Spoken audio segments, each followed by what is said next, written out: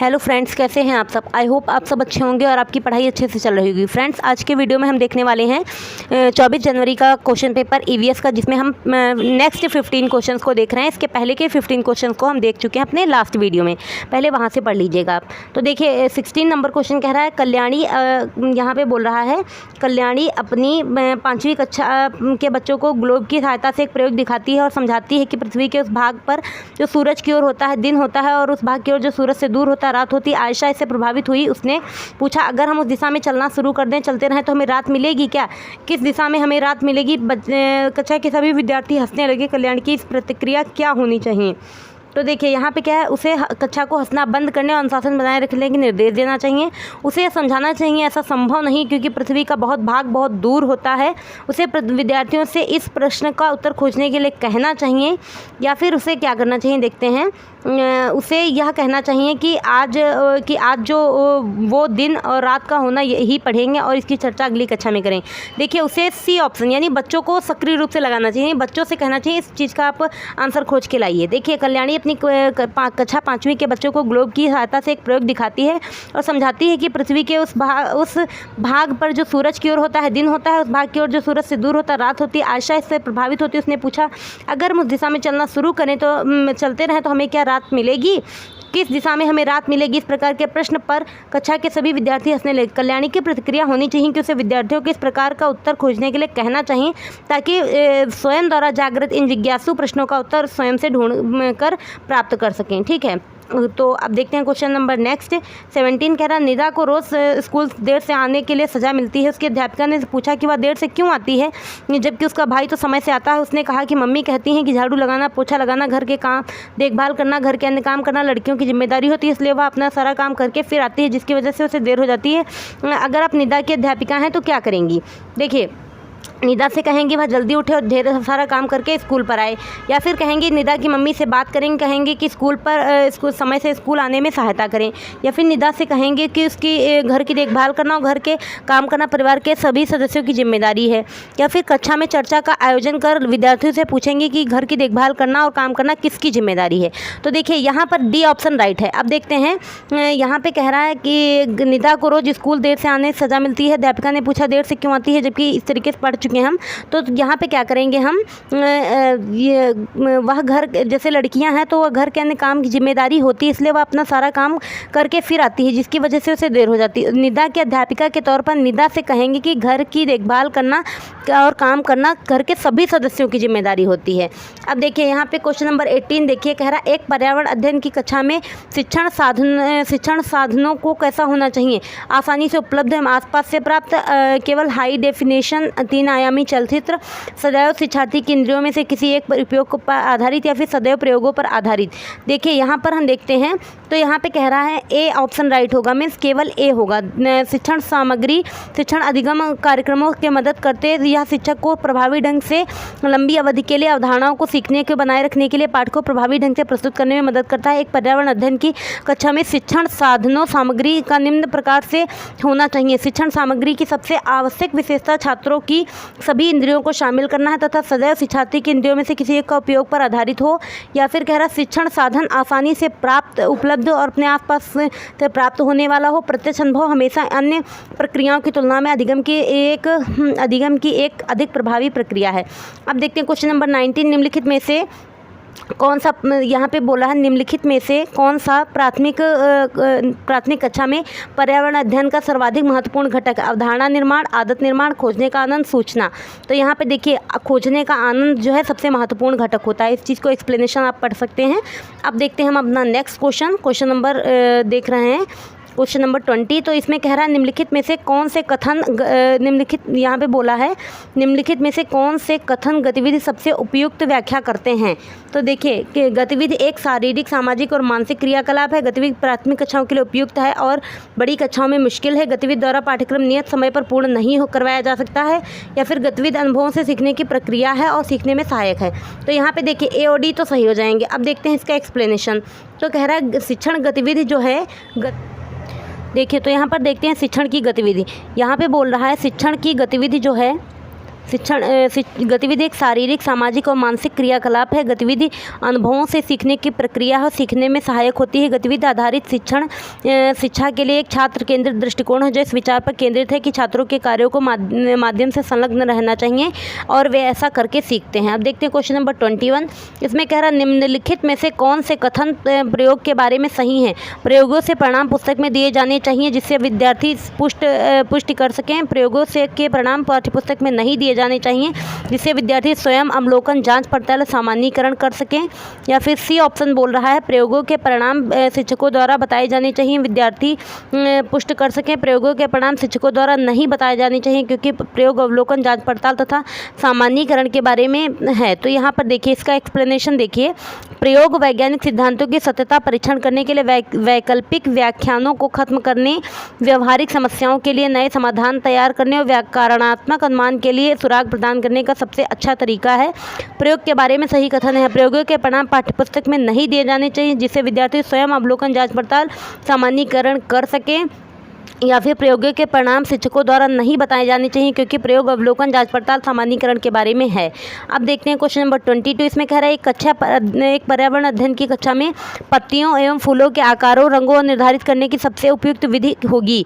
तो देखिए छात्रों को पत्तियों एवं फूल की विभिन्न रंगीन तस्वीरें उपलब्ध कराना, छात्रों को रेखा चित्र बनाने में संलग्न करना, उन्हें सृजनात्मक कौशलों का उपयोग करना। या फिर कह रहा है सी ऑप्शन शिक्षार्थियों को पौधों एवं पेड़ों के अन्वेषण किसी कार्य की रूपरेखा बनाना, पत्तियों तथा फूलों से संबंधित प्रत्ययों को भलीभांति दोहराना। तो यहाँ पर देखिए सी इसका राइट ऑप्शन हो जाएगा। एक पर्यावरण अध्ययन की कक्षा में पत्तियों एवं फूलों के आकार, रंगों को निर्धारित करने की सबसे उपयुक्त विधि शिक्षार्थियों को पौधों एवं पेड़ों के अन्वेषण हेतु किसी कार्य की रूपरेखा बनाना है। पेड़ पौधों के साथ विज्ञान के प्रयोग करना अपने पाठ्यक्रम में व्यवहारिक अनुभव को शामिल करने का एक आसान तरीका है। अब देखते हैं क्वेश्चन नंबर 23। तो देखते हैं क्वेश्चन नंबर 23 में क्या बोल रहा है। देखिए क्वेश्चन नंबर 23 में है भीम अपने बागवान को पूछता है कि फूल और फल रंगीन क्यों होते हैं जबकि पौधों के पत्ते हरे होते हैं। भीम के द्वारा किन प्रक्रिया कौशलों को प्रदर्शित किया जाए। अवलोकन, प्रयोग, प्रश्न पूछना, प्रवेश के साथ अंतःक्रिया करना। तो देखिए यहाँ पर ए और सी सही हो जाएगा। मीन्स अवलोकन की प्रक्रिया में आसपास की चीज़ों को देखना, उनका विश्लेषण करना, इस तरह के अवलोकनों से सीख लेना, उनके अनुभवों के आधार पर निर्माण और ज्ञान का पुनः निर्माण के मूल में है। उदाहरण के लिए भीम अपने बागवान को पूछता है फूल और फल रंगीन के होते हैं जबकि पौधों के पत्ते हरे होते हैं। भीम के द्वारा अवलोकन प्रश्न की पूछने की प्रक्रिया कौशलों को प्रदर्शित करती है। क्वेश्चन नंबर 24 में देखिए कह रहा कक्षा तीसरी के पर्यावरण अध्ययन के पाठ पौधों की परी में दीदी एक बगीचे में बैठी है। शबनम कहती है कि दीदी छोटे छोटे पौधों पर बैठी है। टपलू अपने शिक्षक से पूछता है कि जब हम चींटियों पर चलते हैं तो चींटियां मर जाती हैं, क्या हम घास को भी उसी तरह से पर चलकर बैठकर मार नहीं रहे हैं। शिक्षक को क्या करना चाहिए। तो यहाँ पे कह रहा है चर्चा करनी चाहिए कि घास पौधे पत्तियों के क्षतिग्रस्त होने पर भी जिंदा रह सकते हैं। वर्णन करना चाहिए कि घास के पौधे का वह भाग है जो वृद्धि से संबंधित है, वह आधार पर सुरक्षित रहता है। विद्यार्थियों को बगीचे में ले जाएं, उन्हें घास पर बैठकर तथा चलकर उन्हें देखने को कहें कि क्या होता है। व्याख्या करनी चाहिए कि बगीचे को घास कटने के बाद भी फिर से वृद्धि करती है। तो देखिए कक्षा तीसरी की पर्यावरण अध्ययन की पाठ पौधों की परी में दीदी एक बगीचे में बैठी। शबनम कहती दीदी छोटे छोटे पौधों पर बैठी है। टपलू अपने शिक्षक से पूछता है जब हम चींटियों पर चलते हैं तो चींटियां मर जाती हैं, तो क्या हम घास पर भी उसी तरह से चलकर या बैठकर मार नहीं रहे। विद्यार्थियों के इस बगीचे में ले जाएं, उन्हें घास पर बैठ के चलने देखने को कहें क्या होता है, इससे उस स्वयं के अनुभव का निर्माण होगा। ठीक है, अब देखते हैं हम नेक्स्ट क्वेश्चन नंबर 25 कह रहा है कविश एक कक्षा 5 का पर्यावरण अध्ययन शिक्षक अंतरिक्ष यात्रा का प्रत्यय पढ़ाने के लिए सृजनात्मक निबंध पर लेखन पर बल देता है। प्रयास कर रहा है छात्रों को प्रश्न पूछने से हटाने का या फिर कल्पनाशीलता तथा भिन्न सोच को प्रोत्साहित करने का, शिक्षण के प्रति व्यवहारिक पद्धति बढ़ाने का, प्रयोगात्मक एवं क्रियाकलापों पर आधारित शिक्षण से बचने का। तो देखिए यहाँ पर क्या हो जाएगा। कविश एक कक्षा 5 का पर्यावरण अध्ययन शिक्षक अंतरिक्ष यात्रा पर प्रत्यय पढ़ाने के लिए सृजनात्मक निबंध लेखन पर बल देता है। वह प्रयास कर रहा है अंतरिक्ष में चीज़ें किस तरह से व्यवहार करती हैं उसे समझने पर। बच्चों को चीज़ों की चित्रों की मदद से सवाल पूछने, चर्चा करने और कल्पना करने का मौका देने पर कल्पनाशीलता तथा भिन्न सोच को प्रोत्साहित करने का। क्वेश्चन नंबर 26 देखिए, कह रहा पाठ 3 पानी रे पानी प्रस्तुत करते समय सीमा ने कविता की पंक्ति पर जब जल बाढ़ लाता है तो गुजरात में आई बाढ़ से संबंधित चर्चा की। छुटकी ने पूछा गुजरात में बाढ़ क्यों आई, उसके शहर में क्यों नहीं आई। निम्नलिखित में से इस प्रश्न का सर्वाधिक उपयुक्त हल क्या होगा। तो देखिए यहाँ पर क्या है, कक्षा चर्चा, चित्र, क्रियाशील मॉडल या फिर बाढ़ग्रस्त क्षेत्र का भ्रमण। तो यहाँ पे क्रियाशील मॉडल। अब देखते हैं इसका एक्सप्लेनेशन। तो कह रहा पाठ 3 पानी प्रस्तुत करते समय सीमा ने कविता की पंक्ति जब जल बाढ़े लाता है तो गुजरात में आई बाढ़ से संबंधित चर्चा की। छुटकी ने पूछा गुजरात में बाढ़ क्यों आई, उसके शहर में क्यों नहीं आई। इस क्रियाशील मॉडल पर इस प्रश्न का सर्वाधिक उपयुक्त हल होगा पर्यावरण शिक्षण में छात्रों को अपने नगर के जल संबंधित अध्ययन या नगर में आई बाढ़ का प्रोजेक्ट उदाहरण स्वरूप देकर उनसे योजना कार्य पूर्ण करवाया जाता है। अब देखते हैं नेक्स्ट क्वेश्चन आज का, क्वेश्चन नंबर 27। इसमें कह रहा है कक्षा तीसरी के पर्यावरण अध्ययन के पाठ पानी रे पानी में अंकल ने हीरेन और छुटकी को स्टील के गिलास में आम का पना दिया। छुटकी ने कांच के गिलास में पना मांगा। अंकल ने पना जो है कांच के गिलास में पलट दिया। छुटकी बोली अंकल आपने मुझे कम पना दिया है। पियाजे के संज्ञानात्मक विकास के सिद्धांत के अनुसार छुटकी को निम्नलिखित में से कौन सी अवस्था में है। तो देखिए संवेदी पेशी अवस्था, ये संवेदी पेशी अवस्था है या पूर्व संक्रियात्मक अवस्था, मूर्त संक्रियात्मक अवस्था या फिर औपचारिक संक्रियात्मक अवस्था। तो देखिए पूर्व संक्रियात्मक अवस्था है। कैसे, आइए देखते हैं। प्रश्नानुसार पियाजे के सीखने के विकासात्मक संज्ञानात्मक सिद्धांत के अनुसार छुटकी पूर्व संक्रियात्मक अवस्था में है। जीन पियाजे के संज्ञानात्मक विकास सिद्धांत में पूर्व संक्रियात्मक अवस्था को 2 भागों में विभाजित किया गया है। पहला 2 से 4 और दूसरा 4 से 7 साल में विभक्त है। 2 से 4 साल की अवस्था में बच्चे अतार्किक दृष्टि प्रदान करता है, अर्थात जो तर्क संगत ही नहीं होगा। इसलिए इस अवस्था में बच्चे ज़्यादा प्रश्न पूछते हैं। 4 से 7 साल की अवस्था में बच्चों का विकेंद्रीकरण, समूह प्रबंधन और संरक्षण कोई ज्ञान नहीं होता है। अब देखते हैं क्वेश्चन नंबर 28। कह रहा है प्राथमिक स्तर पर पर्यावरण अध्ययन शिक्षक को व्यक्तिगत विभिन्नताओं वाले विद्यार्थियों को शामिल करना संभव है। प्रत्येक घर के लिए नियत कार्य देकर, या फिर कह रहा है क्योंकि यह एक आसान कार्य है, विद्यार्थियों को विषम समूहों में कार्य कराकर सभी अध्यायों को समान तरीके से पढ़ाकर। तो देखिए यहाँ पर इसका एक्सप्लेनेशन देखते हैं। कह रहा व्यक्तिगत विभिन्नताएं बालक बालिकाओं में विशिष्ट योग्यताओं की सूचक होती हैं जिनका विद्यालय के अंतर्गत ध्यान रखना अत्यंत आवश्यक है। संतुलित विकास की दिशा में प्रयास करने हेतु भी विद्यालयों के अंतर्गत छात्र छात्राओं की व्यक्तिगत रुचियों एवं योग्यताओं की संतुष्टि आवश्यक है। प्राथमिक स्तर पर पर्यावरण अध्ययन शिक्षक की व्यक्तिगत विभिन्नताओं वाले विद्यार्थियों को विषम समूहों में कार्य कराकर शामिल करना संभव है। अब देखते हैं क्वेश्चन नंबर 29। कह रहा शमा देख नहीं सकती है, उसकी मम्मी रोज उसे स्कूल लेकर आती है क्योंकि उसे स्कूल आना अच्छा नहीं लगता। वह अपनी मम्मी से कहती है उसका कोई दोस्त नहीं है और जो कक्षा में पढ़ाया जाता है वह समझ नहीं आता उसको। तो समा के शिक्षक को उसके लिए निम्नलिखित में से क्या करना सबसे उपयुक्त है। समा से बात करके समझाएं कि उसके लिए पढ़ना महत्वपूर्ण है। विद्यार्थियों से बात करें कि उन्हें समा से दोस्ती करने को कहें। कक्षा के सभी विद्यार्थियों के साथ मिलकर समा के लिए महत्वपूर्ण भूमिका वाले नाटक की योजना बनाएं। शिक्षकों से के साथ बातचीत सुनिश्चित करें कि वह कक्षा में पढ़ाया जाए तो वह समा को समझ में आए। तो देखिए यहाँ पर देखते हैं हम इसका, देखिए यहाँ पर एक चीज़ देख रहे हैं।